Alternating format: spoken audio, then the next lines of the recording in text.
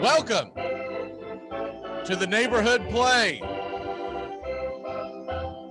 Christian Pledge and Joey Ariola. Christian, how the hell are you this morning, sir? Christian? Joey, how the hell are you? I'm doing great. It's a fantastic morning. Ready to talk some baseball. Unfortunately, for my squad, it's not going so well ever since the sweep of the Cardinals, but we'll get into that. How you doing, Mac? Good. Christian, can you hear us? Yeah, sorry, I had my audio turned down like a clown. That's okay. I was like, uh-oh, here we go. Yeah, right. Oh, God. How's it going to go? How's this going to go? I'm doing well, though. Happy to be back on another beautiful show of Armchair Quarterback. Yeah, I am. I'll tell you one thing. I'm ready for some good baseball this weekend. They're going to get bad weather in Atlanta, by the way. So any people who watch that are Braves or Cardinals fans, you're probably not going to get baseball today. The game's due at 7:15, and that storm is coming through, the tropical storm. So all likelihood that will not be kicking. But at 6:15 Eastern, 7:15 Eastern, 6:15 Central on Fox, there is a big game that I'm going to be paying attention to. And that's White Sox versus the Astros. And they had a walk-off last night against them. But the White Sox Astros, that's going to be a fun series to keep up with this weekend. Can you hear us? I'm sorry. Yep. Oh, okay. Just sitting there like a thumb. How about we get some kind of reaction from a damn Cubs fan? Because every day a White Sox fan is still asleep at the wheel. What say you, Joey, about getting trounced last night by the dirty ass Marlins? Yeah, I got in my car after some dinner and I was just like 10-2. I mean, we don't, in Wrigley, they don't really like to take the chance a lot of the time with the Friday night games just because things could get a little bit wild, but it was pretty ugly. And after that Mets series where at least we salvaged the last game to, I thought maybe build some momentum into the weekend, that was sadly not the case. And it was very disappointing to see. Besides Jack Peterson getting a couple of hits, we did nothing offensively. And then one of my least favorite pitchers, Zach Davies, gave up about 1,000 runs. So yesterday's one to throw out, and I'm hoping today's better as I picked up Jake Arrieta for a spot start. By the way, thank you, Mr. Max Fried, for giving me a strong win last night. But yeah, not a good start to the weekend series for the Chicago Cubs. That's the thing about that I have learned about Zach Davies over the years is he's going to have those duds because he's not a hard throwing pitcher, right? He's not Garrett Cole. And so if his timing is off, if he doesn't have the touch, he's going to get hammered from time to time. You hope it doesn't show up in October.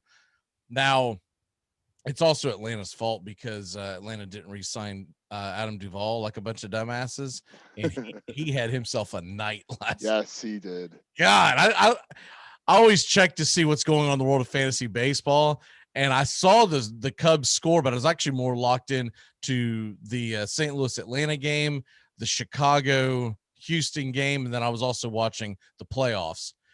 And I was like, man, they scored a lot of runs. Okay, it was Davies, whatever. And then I saw Adam Duvall. I was like, God bless, have yourself a day, man. What 6 RBI. Oh, he had a grand slam, didn't he?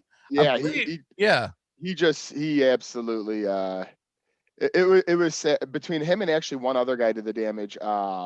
Birdie at third base, he went 2 for 3 with 3 RBI as well. So between those two guys and actually, now that I'm looking at the box score, Alfaro too at catcher went 3 for 3. But man, they just had an offensive night. That's one of those games you throw away. And I'm a huge Jake Arrieta fan, as many Cubs fans know me. I just hope today he gets him off the schneid. We talked about how he's not the same pitcher, of course, as the last time he was in Chicago. But sometimes he throws in a pretty good start, and then he has usually a bad one. Last start, not so good. So I'm hoping today he gets off the schneid. Okay. Now, today you've got Cubs, Miami. That's a 2:20 start, by the way. Pablo Lopez up against Arrieta, like you said. I'll tell you one thing, for people who are mainly Chicago fans and have not watched a lot of Marlins, Pablo Lopez is a good pitcher. He's a really good pitcher. So you're going to have your hands full. If you can get to that Marlins bullpen early, that's how you beat the Marlins. Their bullpen is they've got a decent back end of the bullpen, but the middle part, if they have to play you a game where their starter doesn't make it through the 4th or 5th inning, that's how you get to the Marlins, because they don't have a bullpen setup down the line. And then later on, just talked about it, Lance Lynn versus Framber Valdez, White Sox, Astros. That should be a hell of a game, shouldn't it? That should be a phenomenal one. I'm hoping that the White Sox can squeeze one out after last night's tough late loss, but we'll see. Lance Lynn with the attitude on the mound. Just love to see that guy pitch every time he's out there. It's like every time he strikes somebody out, I feel like I have to buy him a shot or something like that, you know? He gives off that vibe. He's kind of got, because I saw a quote from him the other day. They were asking him if he thought the Rays White Sox series a big one, and he, like, as most players do, they kind of throw it aside. And I don't know about you guys, where you guys stand when you got these like first place teams playing like in the middle of the year, because I've seen it before where in the regular season you get swept, playoff time gets around, it depends who's pitching, gets hot, and so forth. So how much stock do you guys put into these, when you get the Rays and the White Sox, or the Astros and the White Sox, or the Cubs and Cardinals, and then, we lose them? Where do you guys put these series where you have two top echelon teams that happen about midway through the year like we are? I think midway through the year, it's a good litmus test. Now, if it takes place in April, I have to take a lot of things into account. So I don't really pay much attention to it, because usually whatever team you have in April is not the team you're going to have in October.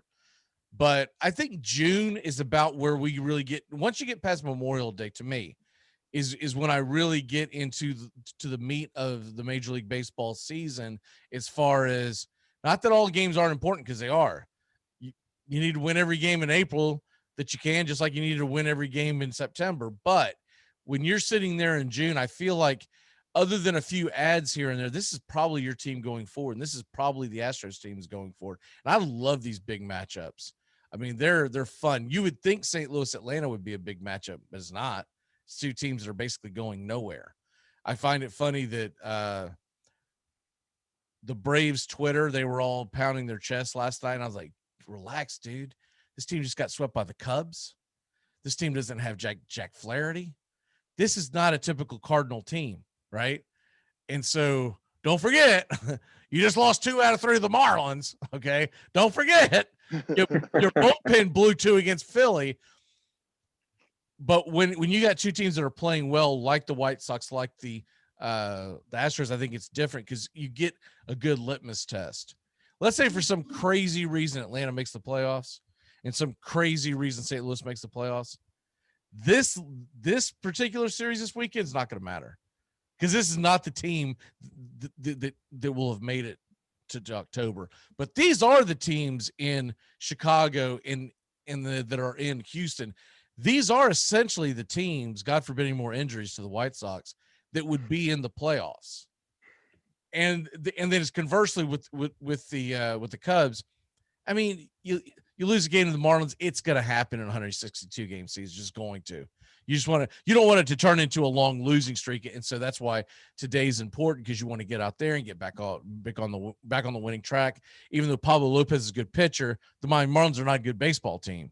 So you want to take advantage when you play the Marlins, because there's going to be matchups down the road where you're playing the Brewers, or you're playing in St. Louis when they get Flaherty back, right? Those games are going to matter.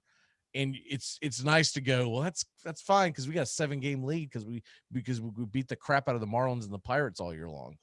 So, well, and that's a good point you bring up too, because it's like, momentum in baseball just, it carries day to day. Obviously depends on the starting pitcher usually, but it gets a little frustrating sometimes. The Cubs had that 14-game stretch where they went 7-7, and it was like, we lose 3 out of 4 to the Giants, you don't feel so good. Then you go on and you beat 2 out of 3 in San Diego. Then you sweep the Cardinals, but then you lose 3 out of 4 to the Mets. So it's like this roller coaster of emotion where I can't even figure the team out myself too much, really. First of all, the Giants and Mets are 2 really good baseball teams. No doubt. Yes. So I think it sucks to lose 3 out of 4, but you were also on the road on both of them, weren't you? Correct. Yes. Okay. That's what I thought, because I remember staying up late. I watch a lot of Giants baseball. It's a long story, but I remember watching that series, And the Giants are gritty, man. They just find a way to win. They don't have any Always. stars. They don't have. I bet you if you grab the average, not necessarily average bozo, average baseball fan off the street, they can't name you 3 players that played for the San Francisco Giants today. I guarantee they'd be like, "Is Buster Posey? Is he retired?" And then after that, they would be struggling. And they probably don't even know that Kevin Gausman has a microscopic ERA as pitching. Well, Alex Wood has found his second self. But the Mets, the Mets one was tough. The Mets one was tough because you come off the sweep and you think you're playing good baseball, and then you go into New York and you can't find a base hit. And that one was tough, especially when DeGrom gets knocked out on the game on Wednesday. Yep. And then you still can't beat them. That one's tough, but I think the big picture is for the Cubs, they're not in a very strong division. That's number one. So you like that. And then number 2, they're going to add. There's no way this is the Chicago Cub starting rotation on August 1st. There's no way. They've got, because at this point, now I know you want to talk about Jed Hoyer's comments. What exactly did he say? Well, and kind of to sum it up, like I'll paraphrase here. He pretty much was like, we can't make any, heart strung decisions. We got to keep things, in perspective. But he's trying to keep those average comments going. But it's like, come on, I know we're 80. We're winning. Let's go for it. Right, we're 70 games in, 1 game up in first place. And listen, I realize probably giving, three contracts of big money out to, Rizzo, Baez, and Bryant may not be realistic, but come on, let's get a couple of them back. You're the Chicago Cubs. You have a lot of money. You built up the place around Wrigley. You're in first place right now. I believe, I'm one of those guys, and I had a little argument with one of my buddies where he's like, well, you're not winning the World Series this year, so why would you go for it? I go, anytime you can have a chance to go into the dance, you never miss that opportunity. As a first place organization right now, as the Chicago Cubs are, okay, maybe they're not is on par to the NL West teams, but why don't you take a chance? You get one starting pitcher on the north side to add into the rotation, and you get hot with those bats. I know they're known to strike out a lot, but this Cubs team can get hot and make a run. And I'm sick of people saying, we can't win it all. You get in the dance and you see what freaking happens if you have. Yeah, it's different if your team's struggling, but you're. I mean, it's frustrating. I'm like, you know what it reminds me of? I'm a Celtic fan in basketball. It's the reason why we're saying bye-bye, Danny Ainge, bye-bye. Because all you did was because it's the same thing that a lot of these teams are doing in baseball. They want to stockpile talent in their minor league system and worry about where that is graded at. And there's something to be said for a guy that goes for it, right? And because I mentioned this a few years back, I don't remember exactly who I was talking about because there's a few that jump in my head, but you don't want the general manager that is constantly concerned about where his ranking is in his minor league system, meaning he's constantly going, hey, we've got one of the top 5 minor league systems in all of baseball. Bah, bah, bah, bah, bah, bah, bah. I want the guy that has the trophy case full.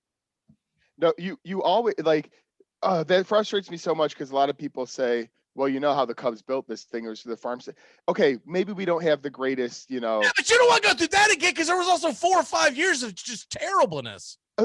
Christian knows it too, being on the side. They followed a similar path to the Cubs. Now, yes, is it 4 years later finally worth it? But those 3 years were eye gouging. It was literally hell. Like, I'm talking about really bad teams. I'm not talking about even like close to mediocre. Bottom feeders for a few years to get to where we are today. It's brutal. Atlanta went through the same thing in the mid 2010s, I guess is what we call it. So they had to, because the way they had constructed that team, it was strikeout city. There's aging veterans. It was time to dump it, but it's brutal because when you go through, let's just say you go through 3 years of rebuild, it feels like 20 because you're like, oh God, yeah. When you're in Chicago, and this is both Cubs and White Sox, and you've now rebuilt it, dude, you don't want to go back to that again for a long time. You have got the money in that city to sign free agents to keep guys. That's why the Yu Darvish thing was so devastating. You're like, really, dude? Really? You do that right before the season starts, Right. right? And didn't even get great prospects. We got, well, according to, the Yeah, well, they were looking at it as they were trying to reset the money available. correct, get the money out of the hand. I get it. I get And it. I get it that the pandemic killed a lot of offices, but you're also on an even playing field with as far as it hurt the Giants, it hurt the Dodgers, it hurt the San Diego Padres. You think the Yankees didn't hurt by not having fans in the stands last year? But do you think they're going to be like, oh, we're going to sell at the deadline because we don't feel like we can do it? Hell no.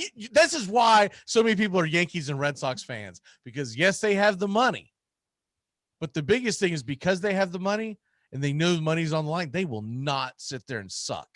They will try everything they can. Even the Red Sox on a year where you're like, you should not be any good. They are fighting for their playoff lives and doing a hell of a job. And then no one can explain the Tampa Bay Rays. They don't have any money coming in. All they do is clip coupons, and somehow they end up in the series. Well, it's like the truth. It's the truth. Man, I watch that team regularly, and I can't figure them out. Because I'll see a guy come up to bat, and I'm not going to throw him under the bus, but I'll come see a guy and go, this dude sucks. How the hell are we going to start a rally with this guy? Somehow he gets on. And somehow the other guy hits a dribbler through the hole. And the next thing you know, the one guy like hits one off the wall, and we got a rally going. And it's like, and you still can't name anyone on the damn team. No, because they always end up trading everybody in the off season. You have somebody, you trade her, and Bullet Dodge, by the way, because they threw Blake, Snell out to San Diego. That dude's got a +5 ERA. They're like, nah, dude. Bullet dodged right there for sure. And I guarantee you, whatever they got back from that is going to equate into like 1 MVP and 2 Cy Youngs. Oh, absolutely. It's unbelievable. They are the best front office in baseball, and it's not even close.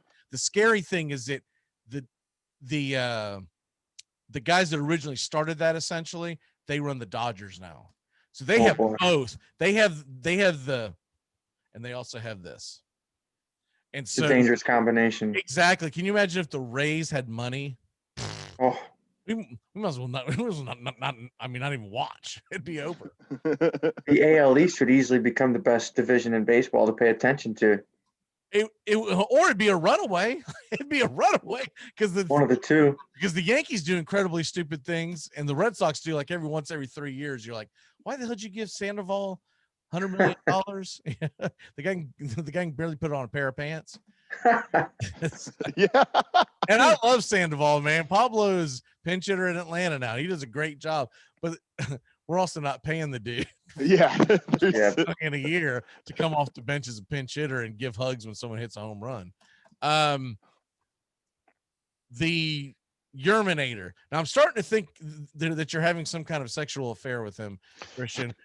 Like we're always talking about it. And if you are, good for you, but just lock it down and make sure that he puts a ring on that, because you want to be able to take this money to the bank. Well, I feel like YERMINATOR again. There's 26 guys on this team.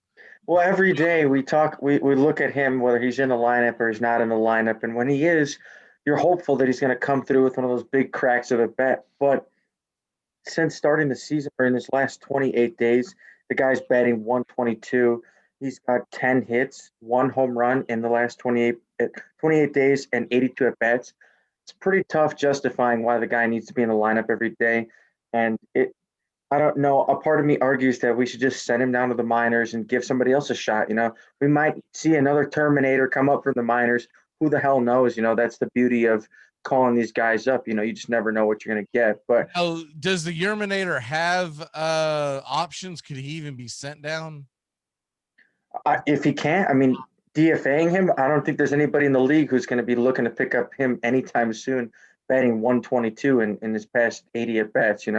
It's hard to justify putting a guy up in a lineup like that. But with that being said, we can only be hope. Right now, is he making league minimum, or what's the deal? His contract, Yeah. It's got to be league minimum, just based on how long he spent in the minors. I don't think anybody was eager to throw coin at that guy, but I don't know what to make of it. I mean, granted, Tony La Russa has been. He's making 1 year for $500K. Okay. So yeah, So that's essentially yeah. Yeah. I mean, fantastic for him. I'm sure he's probably getting some bonus for all those home runs he clobbered in the first half of the year. But since then, that bank account's got to be showing up real quick. Hey, he gave all his good luck to Patrick Wisdom, baby, hitting 300 with bombs, Dinger City. All that Yerminator power actually just went to the north side. and I love it. I'm all for these heroic stories where these guys come out of nowhere. But just as we've seen the rise and fall of the Yerminator, I mean, so too will we see it with Wisdom. I don't wish that upon anybody. I'd love to see him keep cranking them, but it's just naturally, that regression to the mean that we see. So. Well, it's like Brian LaHare from back in the day. If you remember that Cub, he was a flash in the pan for like 60 games. We know those players who just, I don't know if there's any Braves similar to that, but this guy's like, who the hell, like Junior, like who the hell is this 28 to 30-year-old? Nobody signs guy for 60 games, 40 games. They go off and then they're right back to where they came from. I'm looking at what could be on their 40-man roster, because that's usually the big key. You don't want to take guys off the 40-man roster, although they could take Madrigal off their 40-man roster because he went to the 60-day IL. So that does open up someone that they could bring up. But as far as who's on the 40-man roster, they're kind of limited. Gavin Sheets is the only infielder that they could bring up. 6'5", 25 years. I don't know enough about him, but damn, 6'5" though. That's a big boy. He's a lefty too. 6'5". You're gonna laugh at this. And first of all, does anyone believe that the Mercedes is 245 pounds? Oh goodness, that's about as big of a hoax. That's about as big of a hoax as lying that Zion Williams was, only 225 coming into the league. My ass, all right. I need that same guy to weigh me on our weight loss challenge. I'm only 140 pounds, fellas. If he's 245, then I'm 245. If he's 245, you're 200, Mac. All right, give yourself a little benefit of the doubt here. Shit. Exactly. I mean, oh my God. Anyways, Mercedes 5'11", 645, supposedly. This guy Sheets is 6'5". He's still only 230 pounds. So already he's more athletic. I don't know. Give the guy a chance. Either that or you just bring up another outfielder, or I guess you could go with another arm, possibly. A couple other guys that they have down there is Luis Gonzalez. And unless it's the Luis Gonzalez, I don't want to bring him up. If I find out the Luis Gonzalez is still playing baseball, like the way the Bartolo Colon is playing down in Mexico, let's go ahead and give him a chance. But yeah, I don't think there's any relation there, tragically. when Billy Hamilton comes off the IL, would you be willing to put him on the roster and then send the Yerminator away? Because at least Billy Hamilton gives you speed. At least he can pinch run. I think Billy Hamilton will for sure get a spot, but I know you mentioned some prospects that the White Sox have. One who's made recent news is that of Jake Berger. He's a career third baseman in the minors, but they're actually making a little bit of an adjustment. He played his first game at second base just a few nights ago, and Rick Hahn made some comments about the White Sox looking to see what they had within their own farm system before they actively pursued any trade acquisitions, which we had a little conversation about, Cubs management, but White Sox management, the same thing, just so unclear about what's in store for the future. They don't want to give any clear determination whether they're going after any one player in particular, especially we talked about Adam Frazier plenty, but a part of me doesn't know what the hell they're going to do, whether they're going to try and bring up more prospects and then maybe trade for another outfielder, or maybe they force their hand and trade for Adam Frazier and then see what they've got with their outfield talent in the minors. I don't really know, but Rick Hahn not giving any decisive answer or input is kind of troubling, So I was looking through to see what they had on the 40-man in the on the pitching standpoint, and I see Reynaldo Lopez show up. I was like, dude, that guy was pretty good, and I know he struggled at the beginning of the season. What's he been doing this year in the minors? Like, Yikes. That's all I have to 0-4. say. He's 0-4 with an 8.31 ERA in the Holy minors. crap. Get him out of AAA. Put that dude down in Class A, man. Like that's bad. That's really bad. What if that happened to that guy? He's 27. He should be coming into his prime. Man, give that guy some spider tack. Do something. Send him to the independent Schaumburg Boomers or whatever they're called. My Lord. I don't even know if I'd want that guy pitching on my local softball team, man. That's bad. That is bad. Oh man. See, what have we not gotten to? The Tampa series, good series for the Sox. What say you on that before we jump into some pepper? Well, my final thoughts are that the White Sox played the toughest team in the American League in the Rays, and they ended up taking 2 out of 3. Fortunately for them, they had one close call at the end of that series, but it ended up working out in their favor. I will say this. The White Sox have only lost 3 games in a row one time this year, and that was to one team in a very unfortunate Yankee series, which I'd rather not talk about. So I'm hammering the White Sox today. I don't think there's any chance they lose to the Astros. I mean, I might eat my words, but that series against Tampa was huge. And I know we talked about potential playoff matchups. That is a very likely playoff matchup right there if the Rays continue playing the baseball they are. But for the White Sox to be performing as well as they are without 3 of their key cogs in the lineup, I'm not disappointed whatsoever. Yeah, you got so we talked about having Lynn versus Valdez tonight, 6:15 Central on Fox. And then tomorrow will be on the local feed, Keuchel versus McCullers, and that's 2:10 Eastern, 1:10 Central. They should really think about calling up and seeing what the weather is going to be like tomorrow night in Atlanta, because that tropical storm's going through. If it's still looking like it's going to rain, they should really think about pushing that game to Sunday Night Baseball. Oh yeah, I forgot Braves Cardinals is on the schedule for Sunday night, correct? Yeah, man. Yeah. I'm a Braves fan. I'm tired of seeing them on Sunday Night Baseball. Look, Well, especially with those announcers. that's the main reason. Plus, I like having my Sunday day game. I just do. And then I like seeing something national on something that I'm kind of forced to watch. I have the MLB package. I can watch whatever the hell I want to, right? But you're forced to because there's only that one game on. And I like having a variety. The Braves have been on a lot this year. The Cardinals have been on a lot this year. I think they dropped the ball not putting White Sox Astros on. Stupid. They don't tell me it's because of, that you're wanting. I get it that the Braves and the Cardinals have a big following. You're talking about Chicago and Houston. Those are 2 of the biggest television markets in the country. I'd be all for it. As an outsider on that series. I like you said, I do like having my Sunday games during the game too for my teams. But when you got 2 good teams in 2 big cities, kind of seemed like a no-brainer. Play each other too, because it's not even a divisional matchup, so they rarely play each other. Is a bad job by ESPN. But anyways, Typical. Yeah, I don't think I think they went because I think they have to choose their games early on. And then once they get to the All-Star break, they're probably jockeying for it right now to figure out what they're going to show the second half. They used to do the entire season at the beginning, and they realized that was a terrible idea because a team like Atlanta may not even be in the playoff picture. And if you got them, September 14th on you're like, what the hell what have we done?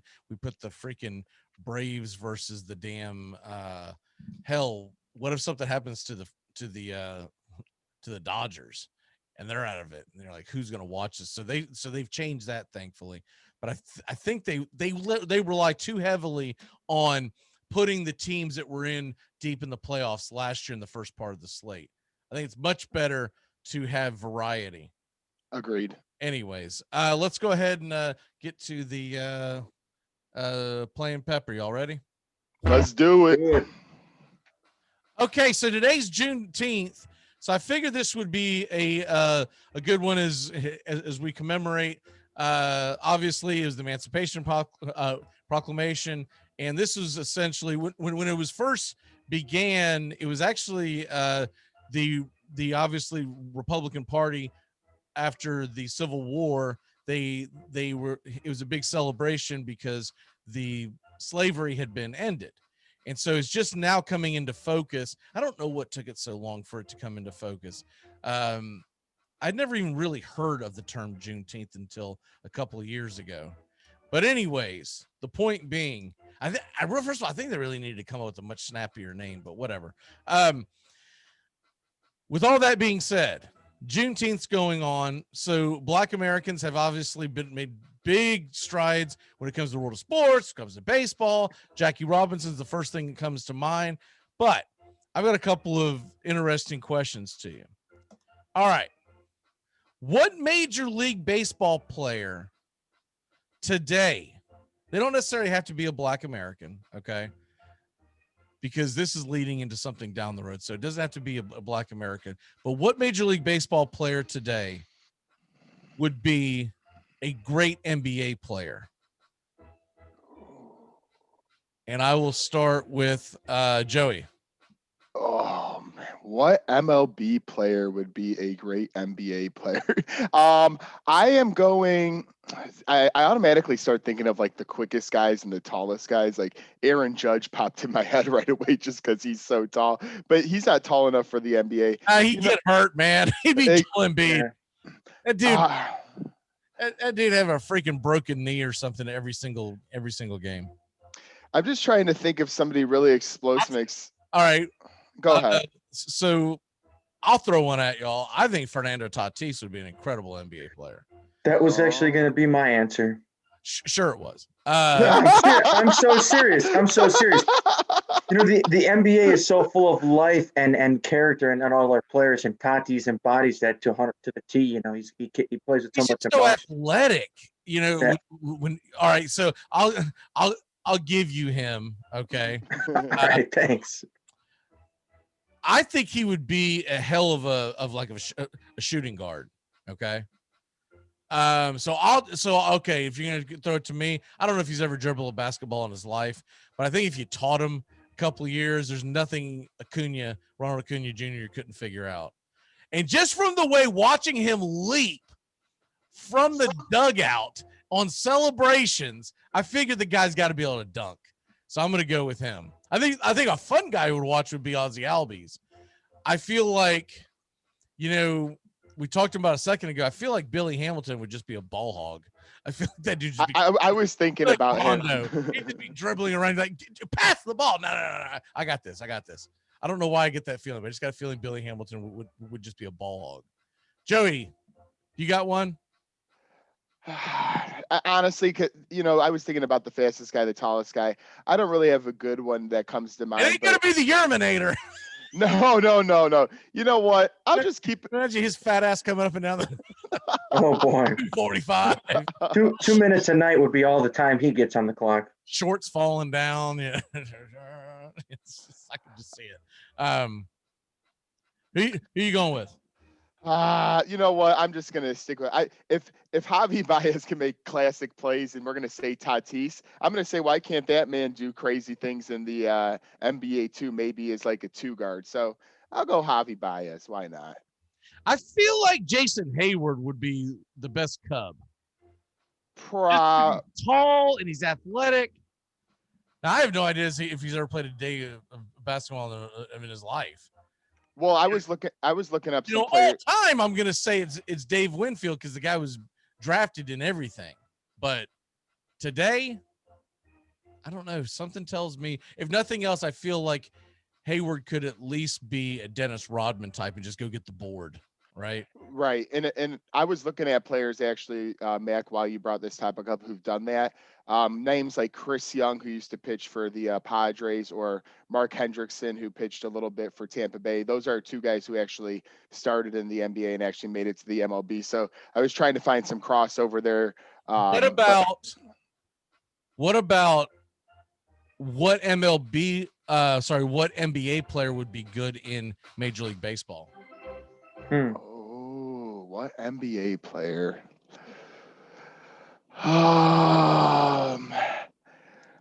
You know what? I'm going to go with Donovan Mitchell just because he's an all or nothing type of guy. I feel like that guy would just be a big spark in an offensive lineup, and I feel like he'd be pretty flashy with his guy. I just feel like he's one of those guys that carries a lot of swag with him and could, you'll have your headaches once in a while, but I just feel like that guy would do some good See him things. playing third base for some reason. I don't know why. But Yeah, I was thinking infield. I was just like, I don't know. I just feel like sometimes be a clutch hitter for obvious reasons.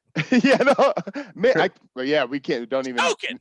They choked that series away Without Kawhi Leonard. Come on, man. Up 2-0. The last 2 games without Kawhi. Choke. Jesus. What say you, Christian?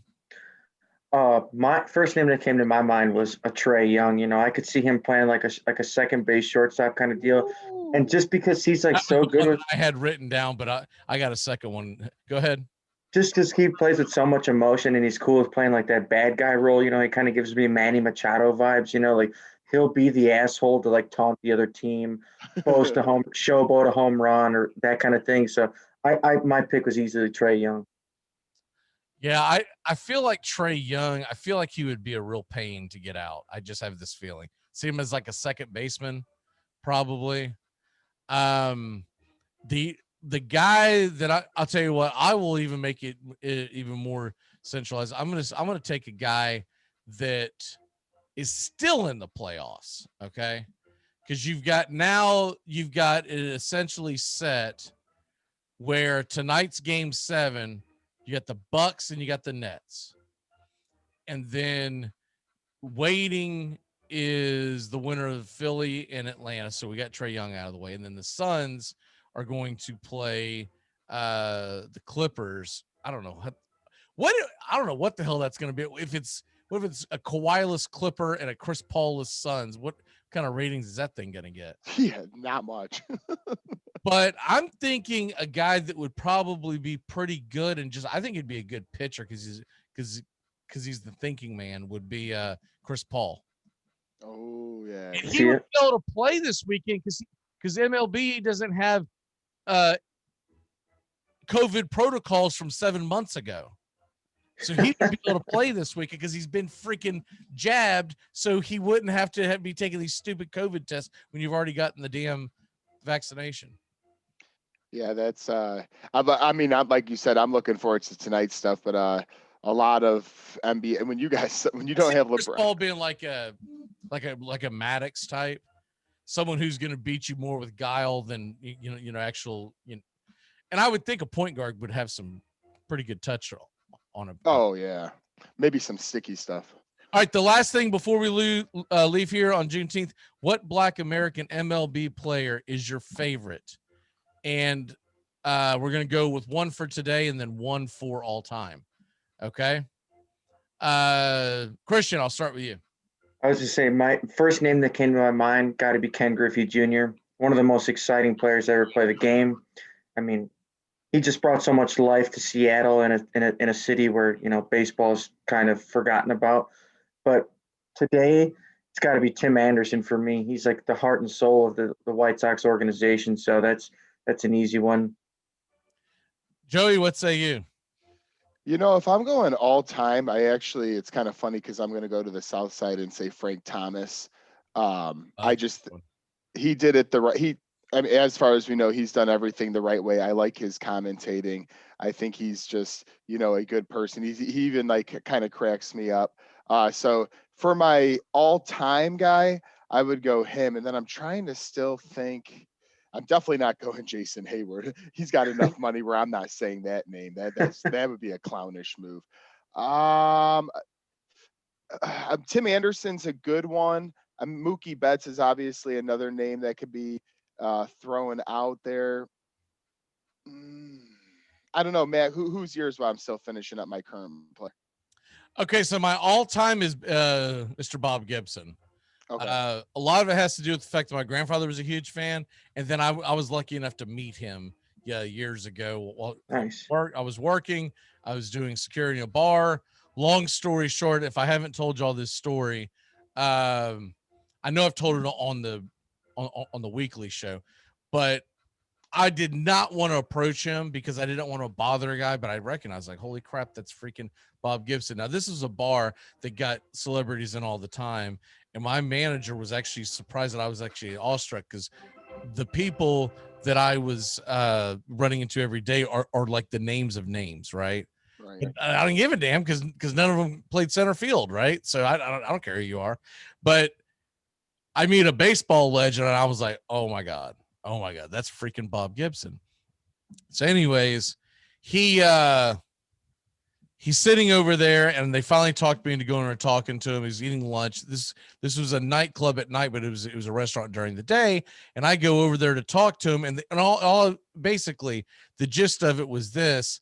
I said, hey, Mr. Gibson, nice to meet you, blah, blah, blah, blah, blah. He was really nice, but I didn't want to be bothering him because he was there with the lady, and I really don't know, what the relationship was, but I wasn't going to bother him.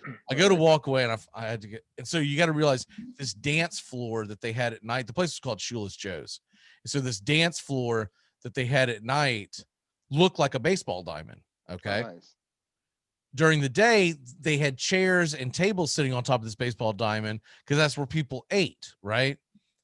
So at night, you'd pull it out of the way. During the day, they're sitting on there. So he happened to be sitting like basically right next to home plate, okay, in this little thing. And so I said, I've got to ask you this because it's just something that my grandfather told me about.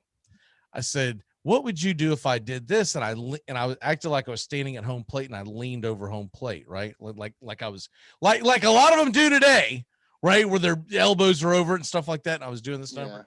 And he got up and he stuck his finger and put it right in between my ribs. And it was hard. It hurt.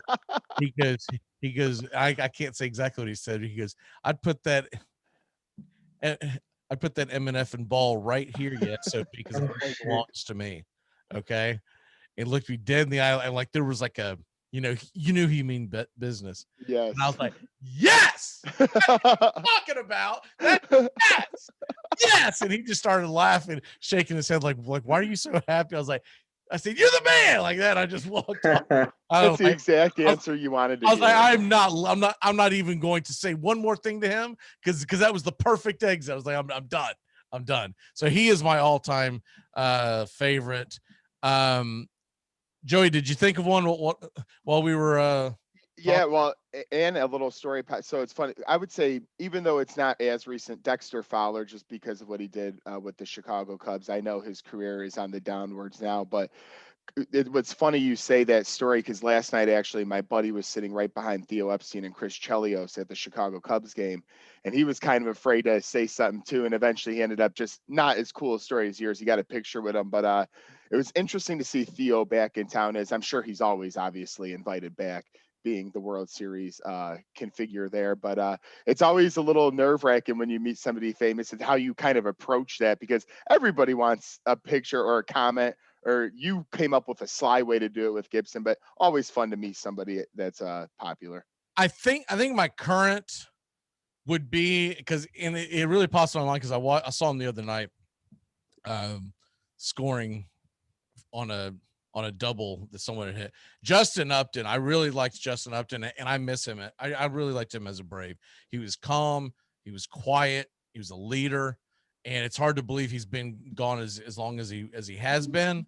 But I was looking up his stats, and I was like, man, I'm so glad to see that he continued to do well, because I was a big fan of his. His brother, not so much. His brother was terrible, but it seems like a nice guy. But BJ Upton, and then what he changed it to, he went by his original name. I can't remember it, but I'm always going to think of him as BJ Upton because he was using it as junior. But anyways, what's your walk off for the day, Christian?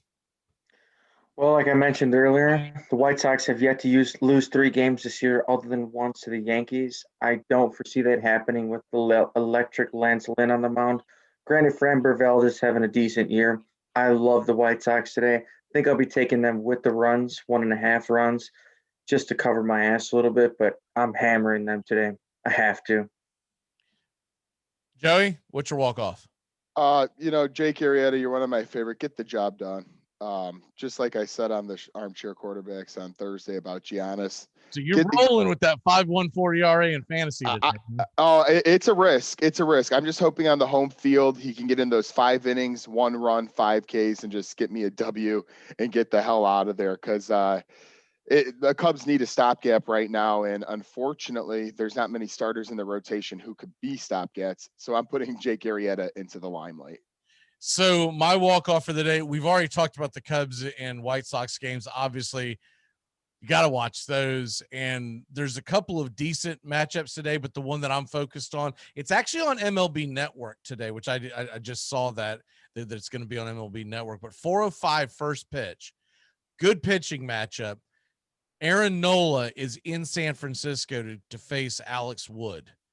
And I think that's going to be when we talked about Alex Wood in the early show this morning, they were talking about whether or not he can sustain, et cetera, et cetera. If he goes out and pitches a good game against Philadelphia, I think that goes a long ways to showing that he's here to stay. And I'm going to say I would bet money he's going to pitch a perfect game today, because Sean is betting against him, and everything Sean has done on that show has not aged well. Did he bet on the Astros today by any chance? No, I don't think that came up, but I'm telling you, every week I'm texting going, that didn't age well. Like 7 minutes after the show starts, like the guy breaks his ankle or something. It's like so he's trashing Alex Wood today, saying you got to sell him. That means he's about to throw a perfect game against the Phillies. Bet money. I don't know what the odds you can get. Put $1 to win 2,000 or whatever the hell the odds are. There's a good chance Alex Wood's about to spin a gem. All right. All right, y'all. Great show. We will see you next Saturday, 11 a.m. Eastern, 10 a.m. Central, here on Armchair Quarterbacks Show. It is the neighborhood play. Great job, guys. Go Milwaukee Bucks. Pray for me. Oh, God, would I not love to see that? I am going to be locked in on that, by the way, unless it turns into a route, which I'm afraid. Would you grow some stones, Greek freak? You got 2 MVPs. Can you get 1, 2, 3 shots in the lane tonight?